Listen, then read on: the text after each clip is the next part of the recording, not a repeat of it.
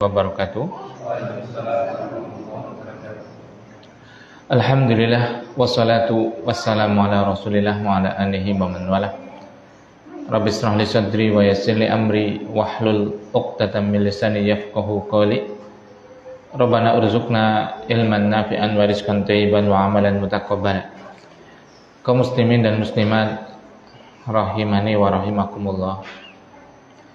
Alhamdulillah, pada malam hari ini Allah Subhanahu wa taala masih melimpahkan kepada kita taufik untuk senantiasa bisa belajar memahami agamanya Allah Subhanahu wa taala, yang harus kita betul-betul tanamkan pada diri kita bahwasanya tidak ada yang namanya kebahagiaan, tidak ada yang namanya jalan keselamatan, tidak ada yang namanya cara untuk betul-betul mendapatkan ketenangan hidup dunia dan akhirat kecuali dengan kita mempelajari agamanya Allah Subhanahu wa taala, yaitu Islam ini dengan benar.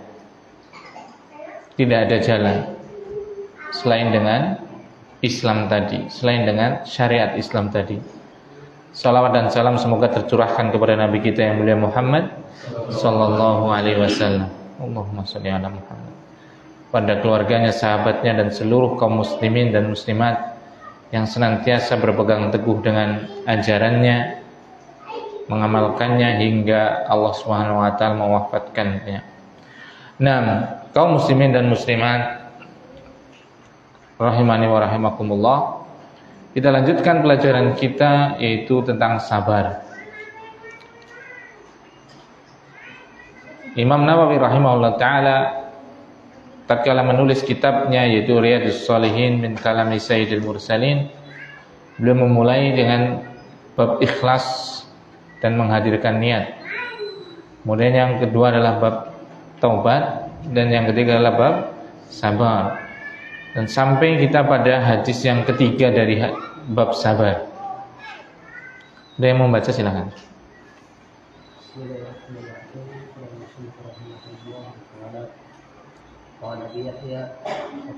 Suhaib bin Sinan radhiyallahu anhu qala qala Rasulullah sallallahu alaihi wasallam ajaban li amril mu'min inna amruhu kullahu khairun wa laysa dhalika li ahadin illa lil mu'min in asabathu sarra'u syakara fa kana khairan lahu wa in asabathu dharra'u sabara fa kana khairan lahu.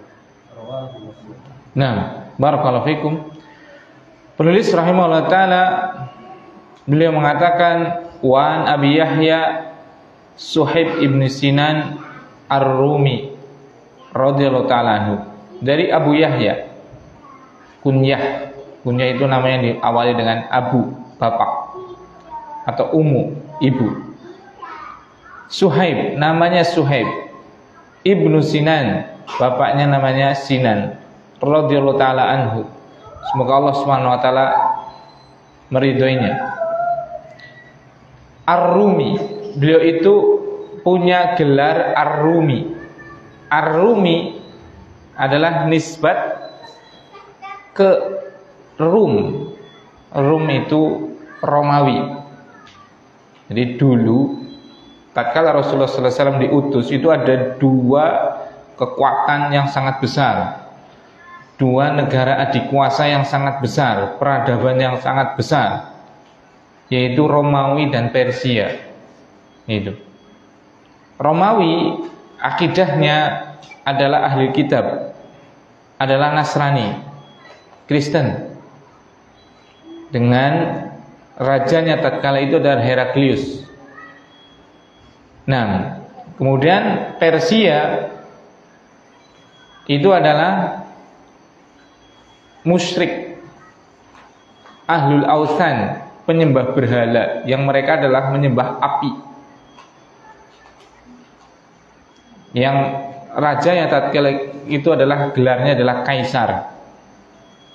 Ini kan sampai sekarang ada kaisar-kaisar itu kan.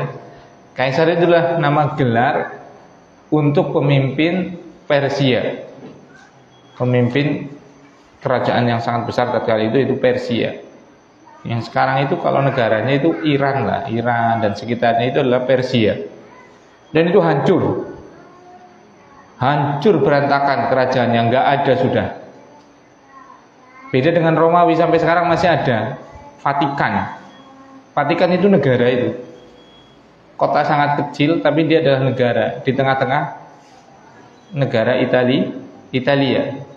Itu Romawi itu. Nah, kalau itu masih ada sampai sekarang. Roma itu masih ada. Beda dengan Persia. Kenapa? Karena Romawi tatkala itu rajanya itu Heraklius itu punya unggah-ungguh, sopan santun. Tatkala Rasulullah SAW telah diutus untuk menyampaikan agama Islam, beliau berdakwah dan salah satu dakwahnya adalah lewat tulisan, murasalah, mengirim surat ke kabilah-kabilah, bahkan ke kerajaan-kerajaan. Termasuk yang diberikan atau yang dituliskan padanya surat adalah kerajaan terbesar saat itu Romawi dan Persia. Heraklius, pemimpin Romawi saat itu, masih memuliakan suratnya Rasulullah SAW. Bahkan dia sepertinya mau mengaminkan ajakan untuk beriman kepada Allah SWT. Tapi karena faktor lingkungan, akhirnya dia tidak masuk Islam. Dibaca baik-baik seperti itu. Berbeda dengan Kaisar, itu pemimpin Persia. Tatkala disampaikan padanya surat seperti itu, ini ya mungkin kayak negara Ethiopia nyuratin Amerika untuk tunduk gitulah. Ini nyepelekin banget itu kan. Akhirnya suratnya Rasulullah SAW itu apa? Disobek. Sampai berita itu kepada Rasulullah SAW, maka Rasulullah SAW itu mendoakan, Allahumma mazzik, ya Allah cerai-beraikanlah, hancurkanlah kerajaannya sebagaimana dia telah menyobek-nyobek suratku itu. Akhirnya hancur. Persia itu hancur sehancur-hancurnya, sampai sekarang tidak ada lagi apa? Kerajaannya. Nah, ya kalau puing-puingnya masih, peninggalan peradabannya masih. Nah, itu.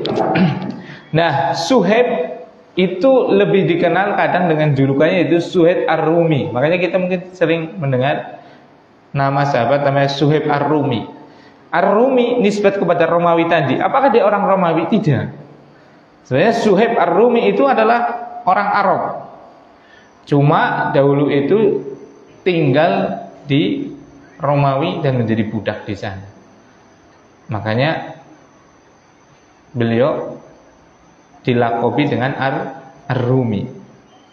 Karena dia tinggal di sana di Romawi, dan Romawi kan negara maju sekali tatkala itu. Makanya dia punya keterampilan yang luar biasa dalam membuat senjata.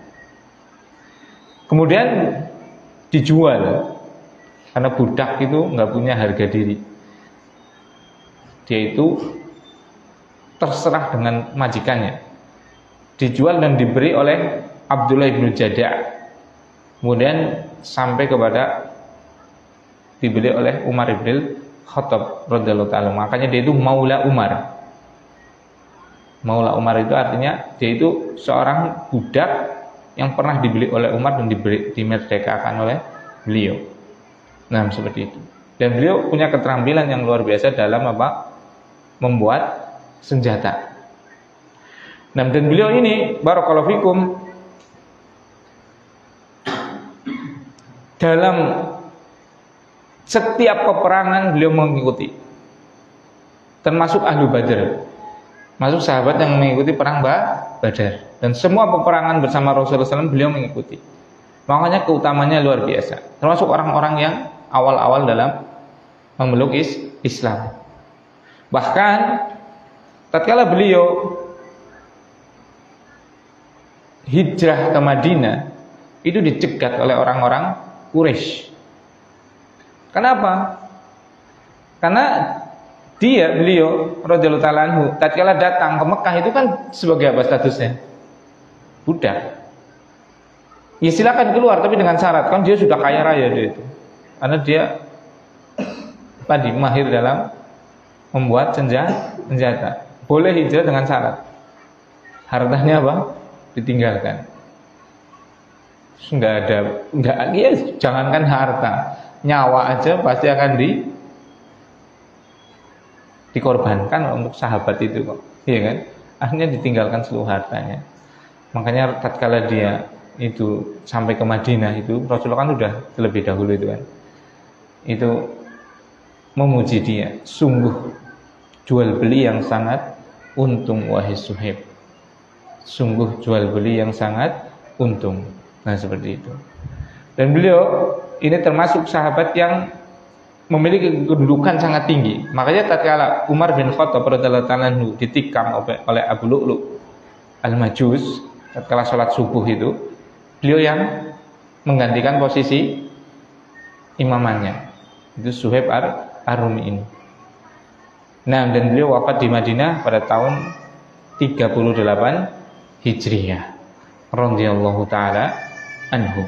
Nah, qala, dia berkata, qala Rasulullah sallallahu alaihi wasallam, bersabda Rasulullah sallallahu alaihi wasallam, ajaban li amril mu'min. Rasulullah SAW itu menampakkan ketakjubannya. Takjub itu apa sih? Kekagumannya. Kagum dengan apa? Li amri mu'min, terhadap urusannya orang-orang yang beriman.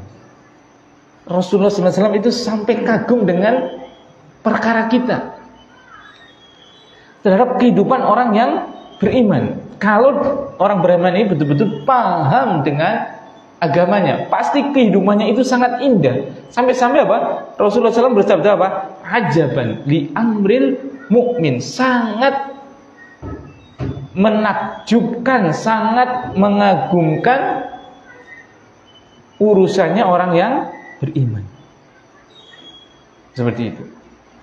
Rasulullah SAW sampai takjub loh terhadap perkaranya orang yang beriman. Berarti kita itu, barakallahu fikum kaum muslimin dan muslimat, kehidupan kita itu sangat menakjubkan, sangat indah, sangat baik semuanya. Kalau kita paham. Masalahnya mungkin kita tidak paham dengan apa? Hakikat kehidupan itu sendiri. Sikap kita di dalam menyikapi kehidupan itu sendiri. Akhirnya apa? Jangankan orang lain takjub. Jangankan orang lain apa? Takjub apa tadi? Kagum dengan kehidupan kita. Kita aja bosan dengan kehidupan kita. Buktinya apa? Ya Allah, kawit ganu kayak baik. Kapan ada perubahan? Kita saja sudah ngeluh seperti itu, nggak ada kagum, apalagi orang lain. Sumpek malah direna. Wong kita sendiri sudah sumpek dengan kehidupan. Padahal Rasulullah SAW itu mengatakan ajaban li amril mu'min, sangat menakjubkan, sangat mengagumkan urusannya orang-orang yang beriman. Mari kita lihat rinciannya. Bagaimana agar kehidupan itu menakjubkan, agar itu menakjub, takjubkan, berarti sangat luar biasa kan? Kalau kita senang itu perkara yang baik aja. Kalau sampai takjub, sampai kagum, berarti perkara itu apa? Istimewa. Iya kan? Bukan hal yang biasa. Iya baik, tapi di atas baik lagi. Suatu perkara yang sangat apa? Istimewa, sehingga membuat orang itu takjub, membuat orang itu terkagum-kagum. Ini masalahnya itu di kita itu. Kita nggak paham itu dengan hakikat kehidupan. Rasulullah SAW itu takjub kok. Kok kita malah bludrek, sepaneng, ngumet dan yang lainnya dengan perkara kita. Kita lihat rinciannya. Apa kata Rasulullah SAW? Wa in ajaban li amril mu'min inna amrahu kullahu lahu khairun. Sungguh seluruh perkaranya, seluruh kehidupannya kullahu lahu khair, semuanya baik bagi dia. Di semua perkara orang yang beriman itu semuanya adalah baik. Saking baiknya, berarti sangat istimewa. Rasulullah SAW sampai terkagum-kagum. Apa kata beliau? Walaisa dzalika li ahadin illa lil mu'min. Dan hal itu tidak akan pernah didapatkan oleh seseorang kecuali dia itu beriman. Kecuali dia adalah orang yang beriman. Itu. Jadi kehidupan yang baik itu tidak akan pernah didapati kecuali bagi orang yang beriman. Yang tidak beriman tidak akan pernah mendapatkan kebaikan tadi. Tidak akan pernah. Maksudnya kebaikan yang hakiki loh. Maksudnya kebaikan yang hakiki, yang betul-betul hakikatnya baik. Nggak cuma madhar atau penampilannya saja yang baik. Nggak cuma kelihatannya aja yang baik, tapi kelihatannya baik dan hakikatnya juga baik. Apa kata Rasulullah dilanjutkan? Ini, in asobathu sarra syakara fakana khairun lahu, wa in asobathu dharra sabara fakana khairun lahu. Kalau menimpa pada dia, itu pada orang yang beriman tadi, sarra, sesuatu yang menggembirakan, syakara, maka dia bersyukur, fakana khairun lahu, maka hal ini baik bagi dia. Wa in asabathu dharra sabara fakana khairun lahu. Kalau menimpa pada orang yang beriman itu dharra, sesuatu yang memberikan mudarat, sesuatu yang ada madaratnya, tidak membahagiakan, musibah dan yang lainnya, sabara, dia sabar, fakana khairun lahu, maka hal ini baik bagi orang yang beriman tadi. Nah, Rasulullah SAW dalam hadis ini menggambarkan dua mata keping kehidupan, dan tidak ada yang tiga. Karena mata keping uang itu hanya dua, sisi atas dan sisi bawah, tidak ada yang lain. Begitu juga kehidupan itu hakikatnya cuma dua sisi. Sisi pertama digambarkan dengan sesuatu yang menyenangkan, sarra, ya kan? Sisi kedua digambarkan dengan apa? Sesuatu yang dharra, yang ada mudaratnya, yang berupa musibah dan yang lainnya, iya kan? Kehidupan kan seperti itu aja, tidak ada yang lain. Bisa jadi Allah SWT titipkan kepada antum, kepada jenengan, kepada kita semua harta yang melimpah, anak yang banyak lagi sehat, kedudukan dalam masyarakat dan yang lainnya. Bisa, iya kan? Sebagian orang Allah SWT titipkan padanya ini, iya tidak? Sesuatu yang menyenangkan bagi seorang hamba, yaitu apa? Kedudukan, harta, jabatan, kepemimpinan, status sosial, dan yang lainnya. Sebagian lagi ada yang Allah SWT uji dengan sesuatu yang dharra, yang tidak menyenangkan bagi orang tadi. Misalnya kesempitan harta, misalnya belum dikasih keturunan, misalnya tidak mempunyai kedudukan, misalnya tidak mempunyai status sosial, dipandang remeh di dalam masyarakat dan yang lainnya, iya kan? Kan cuma itu, nggak ada yang ketiga, iya kan? Kalau nggak kaya ya miskin, kalau nggak siang ya malam, kalau nggak sore ya pagi, kalau nggak panas ya dingin, kalau nggak punya anak ya punya anak, seperti itu. Itu kehidupan. Dan ini barakallahu fikum, satu pun hamba tidak akan pernah ada yang bisa mengelak. Karena ini adalah sunnah kauniyahnya Allah. Ketetapan Allah Subhanahu wa taala yang pasti terjadi kepada seluruh hambanya. Suka atau tidak suka, pasti akan terjadi. Tatkala Allah menghendaki bagi dia untuk sakit, maka tidak ada satu orang pun yang bisa menolak sakit dari dirinya. Tidak ada satu pun yang bisa menyembuhkannya. Sebagaimana tatkala Allah menetapkan bagi seorang hamba itu untuk sehat, maka tidak akan pernah ada satu pun yang bisa mencelakakannya. Karena ini adalah ketetapan Allah kauniyah. Tidak ada satu orang hamba pun yang bisa mengelak dari ketetapan ini. Kalau dia sudah ditetapkan sebagai orang yang kaya, tidak akan ada satu pun yang bisa memiskinkannya. Sebagaimana kalau dia ditetapkan sebagai orang yang miskin, tidak akan ada satu pun orang yang bisa membuatnya kaya. Kalau dia ditetapkan sebagai seorang yang mulia, tidak akan pernah ada yang bisa menghinakannya. Sebagaimana kalau dia memang ditetapkan untuk menjadi orang yang hina, tidak ada satu pun orang yang bisa memuliakannya. Begitu seterusnya. Wa may yudlil fala hadiyalah. Iya kan?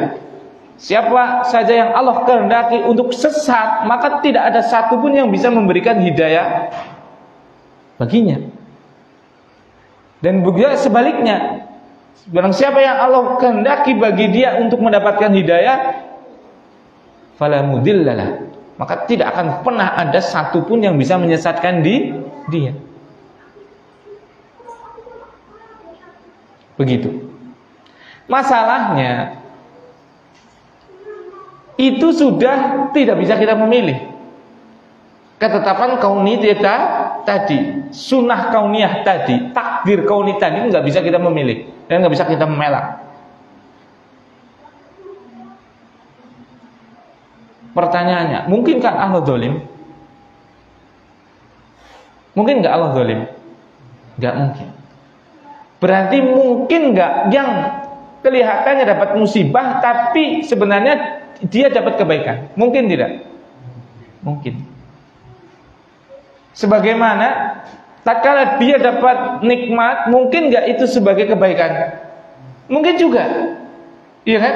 Tinggal kita tahu caranya. Karena Allah nggak akan pernah mendolimi kita. Itu yang harus betul-betul terpatri di dalam sanubari kita yang paling dalam. Misal Allah menetapkan kita untuk sakit, yakin tidak ada itu Allah menginginkan kedoliman bagi kita agar kita sakit seperti itu. Betul-betul nggak ada menginginkan kedoliman. Lalu bagaimana? Apa yang dimaksud dengan tadi? Ya kita akan bahas di sini. Bismillah. Jadi barakallahu fikum. Karena tadi hal yang menyenangkan atau hal yang ada mudaratnya yang tidak menyenangkan bagi kita, itu sudah ketetapan apa? Kauniyah. Pasti tidak ada satu orang hamba pun yang bisa mengelak. Dan tapi kita harus punya keyakinan bahwasanya Allah tidak akan pernah menginginkan kedoliman kepada hambanya. Wa ma rabbuka bidzalamin lil abid. Dan tidaklah Rabb kamu, wahai Muhammad, itu dia zalim kepada hambanya. Tidak akan pernah. Nah, ini sudah diberikan resepnya. Kalau menimpa pada kita sesuatu yang menyenangkan, maka agar itu baik dan bisa lebih baik dan bahkan sangat istimewa sehingga menakjubkan, sikap kita adalah apa? Bersyukur. Allah Subhanahu wa taala memberikan jenengan misalnya kemudahan rizki, kedudukan sosial, keluarga yang besar, dan yang lainnya. Ini adalah sesuatu yang menyenangkan. Semua kita senang tatkala dimudahkan rizkinya, ya tidak? Semua kita senang tatkala memiliki kedudukan sosial dan didengar perkataannya di masyarakat, ya tidak? Semua kita senang tatkala memiliki keluarga besar, sehat, berpengaruh, ya tidak? Bagaimana sikapnya? Karena ini adalah nikmat dari Allah, syukuri nikmat tersebut. Syukuri apa? Nikmat tersebut. Dengan cara apa? Pertama, ikrar, mengakui dalam hati bahwasanya itu semua nikmat itu adalah datang dari siapa? Allah Subhanahu wa taala. Tidak malah sebaliknya seperti Qarun dan yang lainnya, tatkala diberikan kelapangan rizki yang begitu banyak, mereka mengatakan wa ma utitu illa ala ilmin min indi. Dan tidaklah kami diberi itu kecuali karena kecerdasanku. Na'udzubillah. Enggak boleh seperti ini. Nah, tapi harus mengakui dari hati kita yang paling dalam bahwasanya apa? Nikmat itu adalah dari Allah Subhanahu wa taala itu. Dan ini akan melahirkan kepada kita ketenangan. Karena kita enggak sombong dengan limpahan nikmat yang ada pada kita itu. Beda tatkala orang itu memiliki nikmat banyak, tapi dia tidak menetapkan itu dari Allah, bahkan dia menetapkan karena kecerdasannya, karena pinternya berniaga, berjualan dan yang lainnya seperti itu, atau karena koleganya, rekan-rekannya banyak, atau karena memang dilahirkan dari keluarga yang apa? Mapan dan yang lainnya seperti itu. Maka hal ini akan berpotensi bagi dia untuk apa? Sombong dengan apa? Nikmat-nikmat tadi. Ya jenengan ya Pak, Masya Allah, jenengan tak kepenak. Ndindi mobil adem, mobil ASEAN, pemrenyes, empuk, suspensinya dan yang lainnya. Ya iya, sampai disit. Nah seperti itu. Atau apa? Ya iya lah. Ngerti mbok yang ngenyong siapa? Kaji Badrun misalnya seperti itu kan. Seperti itu. Dan ini banyak kita jumpai seperti itu. Iya kan? Dan sombong itu gak akan mendatangkan kedamaian di hati, gak akan. Sombong itu panas sifatnya. Berbeda dengan tawadhu, rendah hati, dia dingin. Sehingga tatkala dia ada dipuji seperti itu, Masya Allah ya Pak, nonton uripe penak, di mobilan, umahya ambak, magrong-magrong. Nah, ya Allah Pak niku asli niku, ya Allah niku tak titipane Gusti Allah. Dititipi kula ta, Pak. Jenengan dititipi nih kita. Ya alhamdulillah banget. Udu karena nyong pinter wae udu. Jenengan titipan Masya Allah. Ya alhamdulillah dititipi kayak moga-moga bisa dimanfaatkan untuk apa? Kebaikan. Nah seperti itu. Jadi wujud syukur yang pertama adalah kita apa? Ikrar, mengakui, menetapkan nikmat-nikmat itu dari Allah Subhanahu wa taala. Sehingga tadi menepis kesombongan yang ada, yang bisa muncul dalam hati kita. Yang kedua adalah dengan apa? Mengucapkannya dengan lisan tadi. Akhirnya dia puji Allah. Tatkala dia dipuji oleh makhluk, Masya Allah, jenengan yo cerdas banget jenengan ta, hafal Quran dan yang lain-lainnya. Ya Allah, mboten Pak niki asli. Kula kan mboten gak ada napa-napa kecuali Allah memberikan taufik mawon. Alhamdulillah. Nah, lisannya akan apa? Memuji siapa? Allah Subhanahu wa taala. Itu adalah hamba yang bersyukur. Dipuji oleh makhluk, maka dia ajarkan kepada makhluk, tunjukkan kepada makhluk bahwasanya yang pantas dipuji adalah Allah Subhanahu wa taala semata, bukan kita. Dan kita itu punya apa sih? Berapa banyak orang yang kaya raya bisa dalam hitungan jam habis langsung menjadi miskin. Itu banyak. Pailit, bangkrut, kebakaran kiosnya dan yang lainnya. Tapi banyak orang yang cerdas luar biasa tapi menjadi hilang akalnya, sangat mudah bagi Allah Subhanahu wa taala untuk apa? Membolak-balikan hal tersebut. Maka apa yang kita banggakan? Harta kita, ya Allah ya Rabbi, seberapa sih harta kita? Terus siapa yang menjamin kita bisa menguasai harta kita itu sepenuhnya?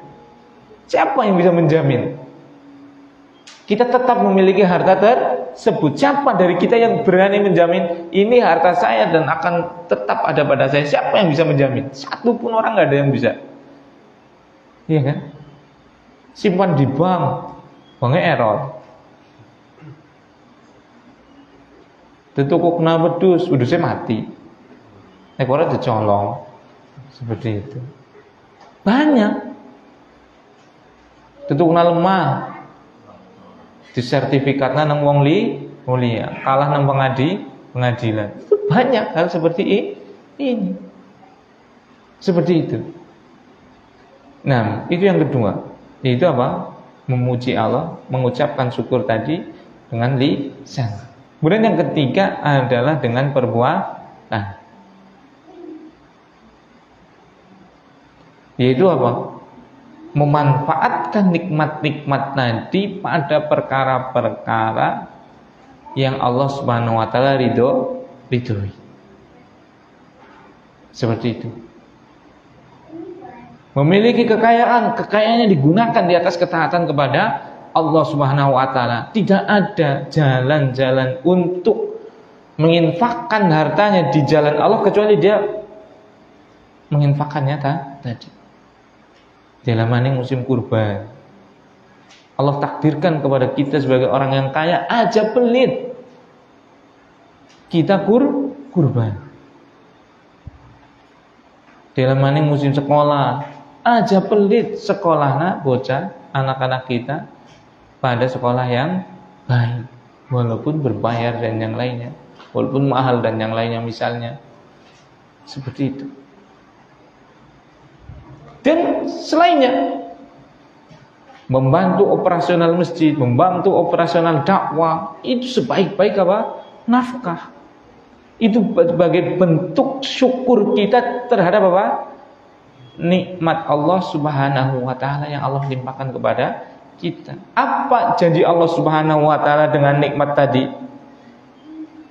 Allah Subhanahu wa taala berfirman dalam surat Ibrahim ayat 7.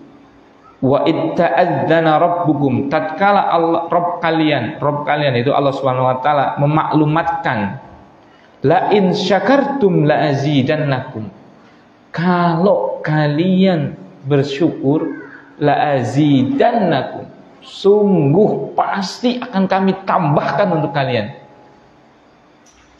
Itu ada penekanan tuh, lam tokid, la azidannakum, ada nun tokid sakilah, sungguh-sungguh akan kami tambahkan untuk kalian, nggak akan berkurang.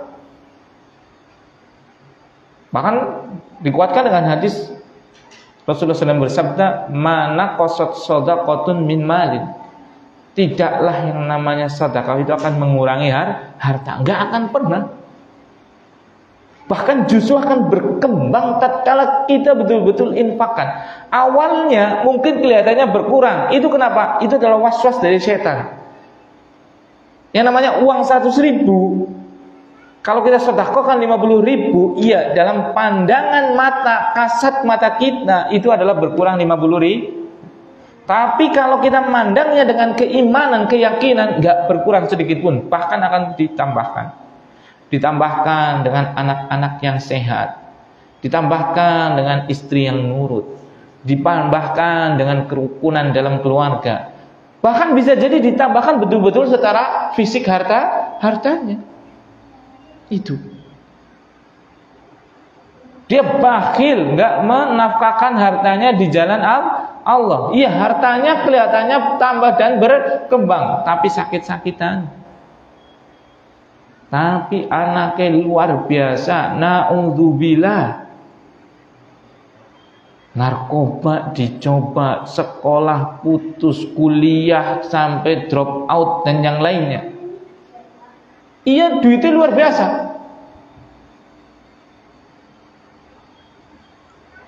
Tapi dari sisi lain dia diuji dengan ujian yang sangat luar biasa juga. Duitnya akeh banget, kepengin mangan sate kambing, nggak pernah bisa. Kenapa? Dilarang oleh dokter untuk makan sate kambing.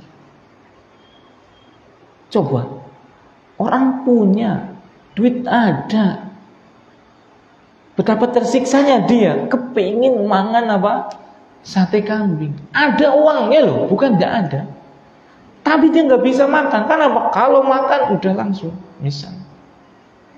Coba betapa tersiksanya. Beda dengan orang, dia memang pengen sate kambing, iya. Nggak punya duit, iya. Tersiksa, iya juga. Tapi tidak lebih tersiksa daripada orang yang punya. Wajar, orang ada duit kok. Iya kan? Toh engkau itulah iki istilah maning itu kan, setengah bulan maning itulah. Entahkan orang kebagian apa? Kupon seperti itu kan. Nah, seperti itu. Masih ada peluang dia untuk makan apa? Daging kambing walaupun cuma setahun sekali. Ini orang kaya raya duitnya, tetap gak bisa makan. Kepenginnya luar biasa, kemampuannya ada, betapa tersiksanya coba. Itu bisa jadi karena bakhil dengan apa? Hartanya. Seperti itu.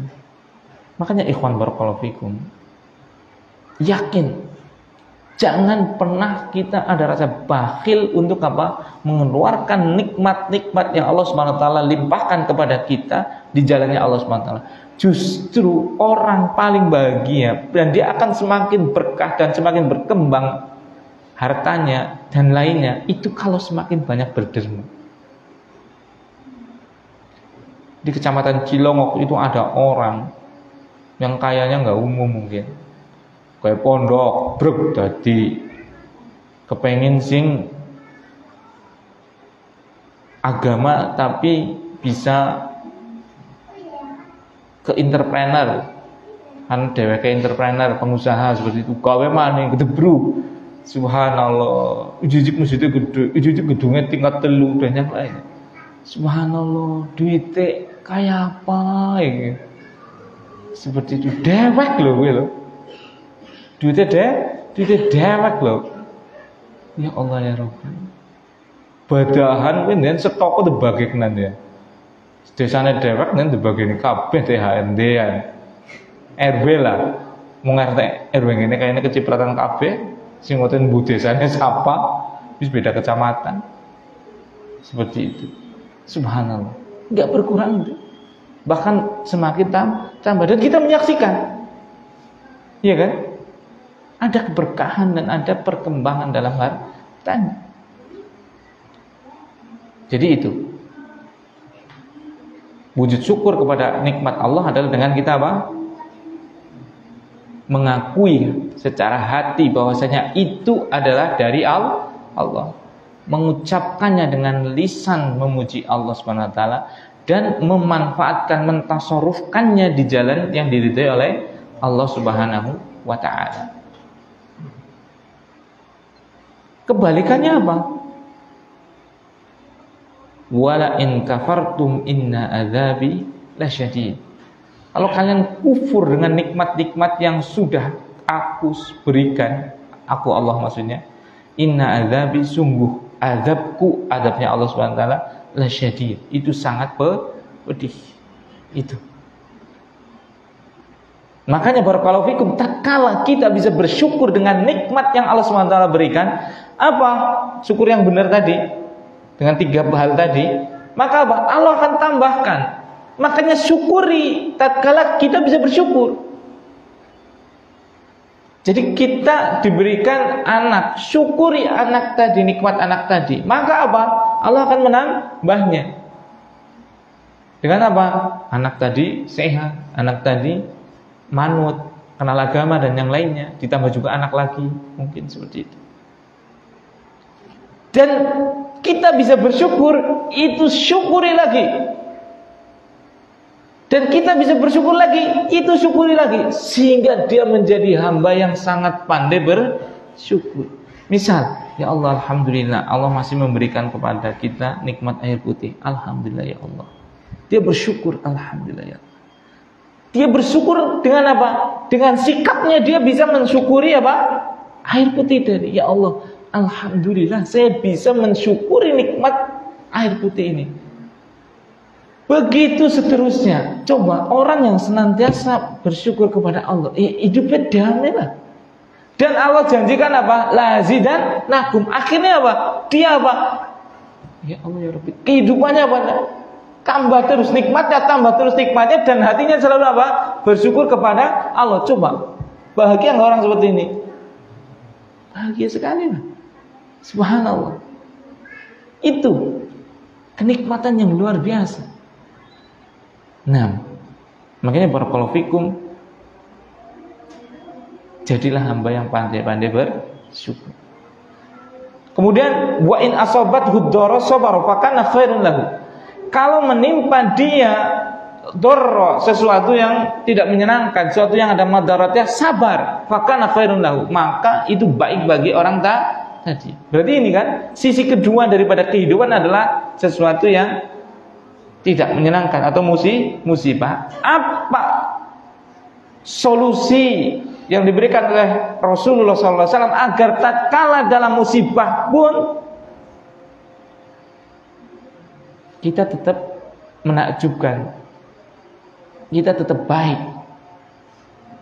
Apa solusinya?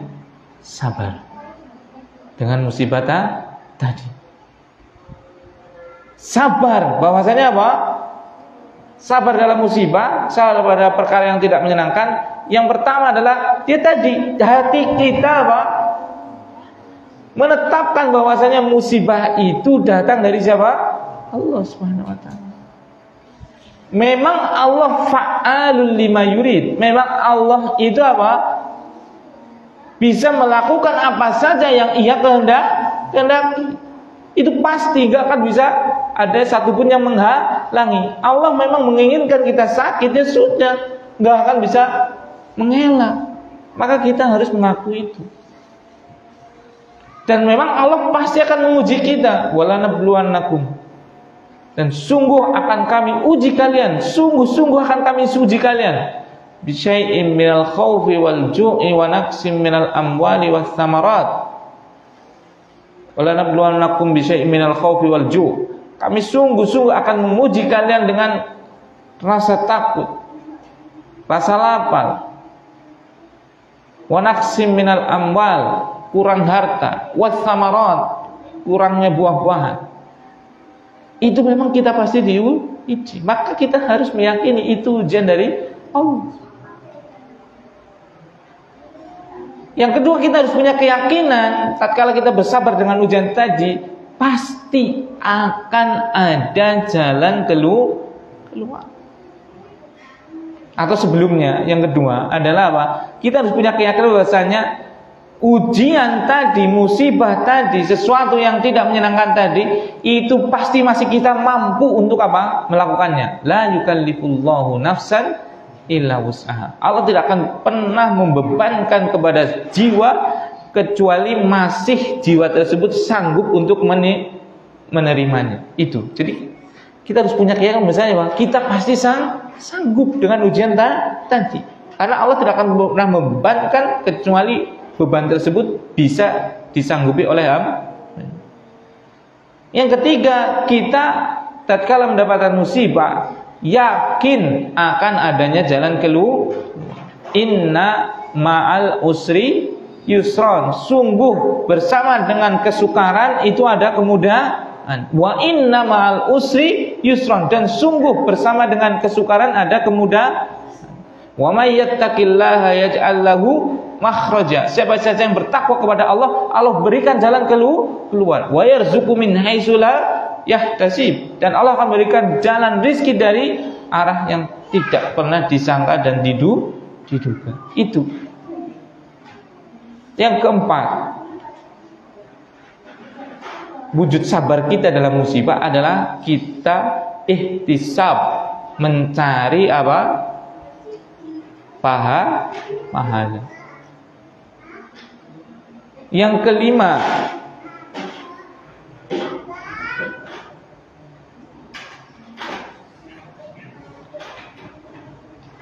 Yang kelima, yang keempat tadi apa?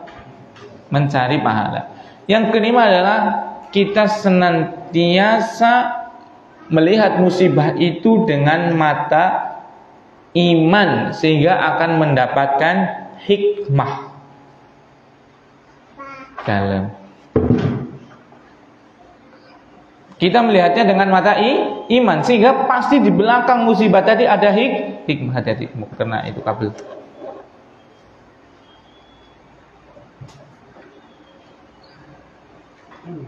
Nah,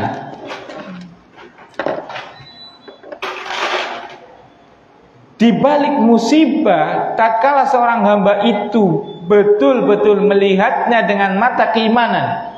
Maksudnya keimanan apa? Dia ya tadi mengakui diri dari Allah, Allah tidak akan pernah zalim dan yang lainnya, pasti di belakangnya ada hikmah. Itu pasti sudah. Gak mungkin enggak, karena Allah tidak akan pernah menginginkan untuk mendolimi hambanya. Misalnya sakit itu gak mungkin itu sebagai bentuk zalimnya Allah kepada kita. Kalau kita melihatnya dengan apa? Keimanan. Apa? Ada pahala tatkala bersabar, ya kan? Ada dosa yang digugurkan, ya kan? Tapi kalau melihatnya tidak dengan keimanan, maka apa? Yang ada adalah gerutu, dadujur. Dia itu apa? Ngomel, ngedumel terhadap takdirnya Allah Subhanahu wa taala. Seperti itu. Itu. Makanya barakallahu fikum, dari sini kita paham bahwasanya apa? Kehidupan itu hanya ada dua sisi. Menyenangkan dengan segala nikmat yang Allah limpahkan kepada kita, atau musibah yang Allah ujikan pada kita. Sikap kita syukur dengan nikmat tadi dan sabar dengan musibah tadi. Syukur dengan mengakui itu semua adalah dari Allah. Syukur dengan kita mengucapkan lisan kita memuji Allah. Syukur dengan kita memanfaatkan nikmat-nikmat Allah tadi di jalan-jalannya Allah. Sabar dengan mengakui itu memang kehendak Allah. Sabar, Allah pasti memberikan ujian itu, kita masih bisa. Sabar, pasti akan ada jalan keluar. Sabar, pasti ada hikmah di belakangnya. Sabar, kita mencari pahala dengan musibah tadi. Ya terus kalau seperti ini coba. Kalau orang bisa sampai seperti ini coba, apa yang dia dapatkan coba? Bahagia terus, ya kan? Tatkala dia sakit, dia malah bisa. Orang yang makomnya, derajatnya sudah seperti Rasulullah SAW, dapat musibah malah memuji Allah. Jangankan marah, dia nggak cuma ridho, nggak cuma sabar, malah bersyukur bisa loh dengan musibah. Rasulullah SAW kalau menimpa pada beliau itu hal yang tidak menyenangkan, beliau mengatakan apa? Alhamdulillah ala kulli halin. Segala puji bagi Allah. Masih bersyukur coba. Masih memuji Allah. Subhanallah. Itu loh. Diuji sakit, alhamdulillah. Sakitnya masih seperti ini. Berapa banyak orang sakitnya seperti itu.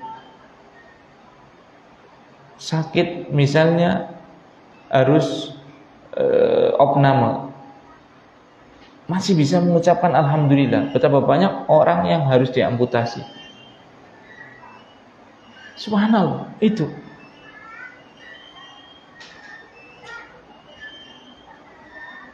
Diuji dengan masih belum punya rumah, harus kontrak. Dia masih bisa memuji Allah. Alhamdulillah. Betapa banyak orang yang gak bisa kontrak sama sekali. Itu. Kalau dia dengan keimanan. Saya akhir dengan sebuah kisah. Ada seorang istri ulama Indonesia. Tatkala dia ulama besar tapi zuhudnya luar biasa. Tatkala rumahnya bocor, Masya Allah loh, rumahnya bocor. Ulama besar. Tatkala rumahnya bocor, coba kalau kita atau istri kita mungkin udah ngamuk-ngamuk, ya. Dia apa? Ambil baskom atau ember lah. Untuk apa? Menampung air bocoran tadi, karena bocornya besar. Kemudian apa? Dia panggil anak-anaknya. Kemudian apa? Dia bermain perahu-perahuan di tempat apa? Baskom yang bocor tadi. Subhanallah, itu luar biasa. Musibah malah menjadi apa? Ladang untuk apa? Bergembira. Subhanallah, Masya Allah. Itu kalau dimiliki oleh orang yang beriman dan berilmu, semuanya jadi baik. Seperti itu. Gaji sepetit,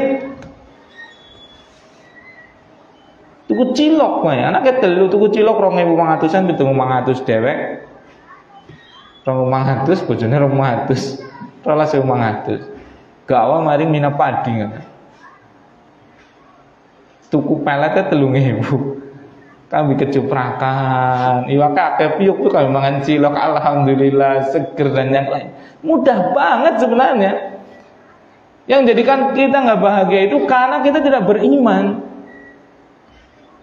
Seperti itu. Nah, ada pertanyaan silakan.